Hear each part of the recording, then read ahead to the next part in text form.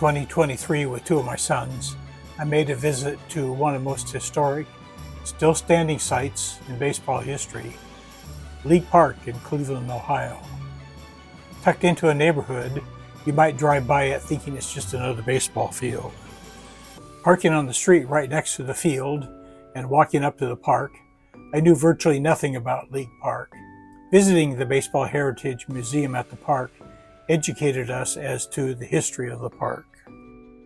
Cy Young, playing in his second season, threw the first pitch in League Park in 1891.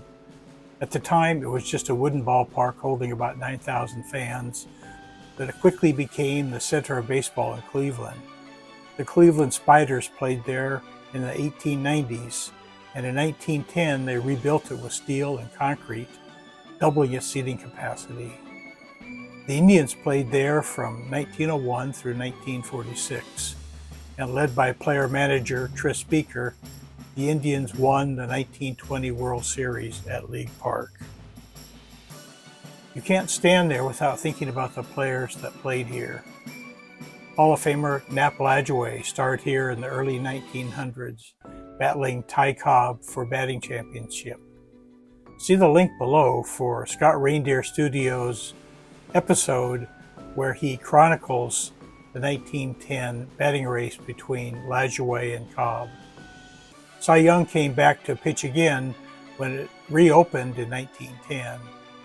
Other greats like Babe Ruth, Lou Gehrig played there on this field as visiting stars.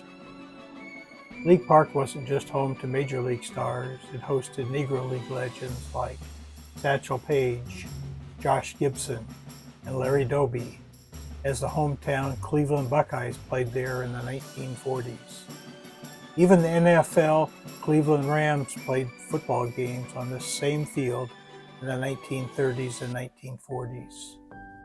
Back in the day, the baseball field dimensions were tight and quirky, creating what players called pinball baseball, with unpredictable bounces all over the park. The park never had lights installed, so every major league game played here happened during the day, which forced the Indians to move to Municipal Stadium in 1847.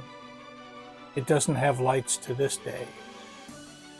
What you see today is the result of a 2014 $6.3 million restoration that brought League Park back to life and is still being used today.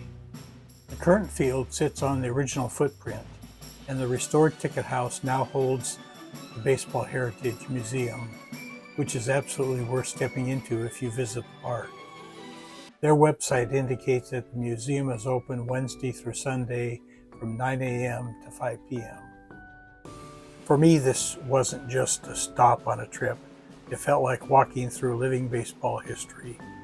League Park may not be as famous as some ballparks, but once you stand there, you realize just how much of the game passed through this one field.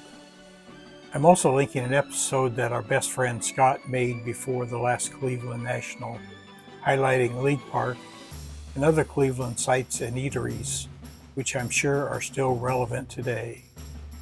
Thanks for watching. Y'all come back now. Here.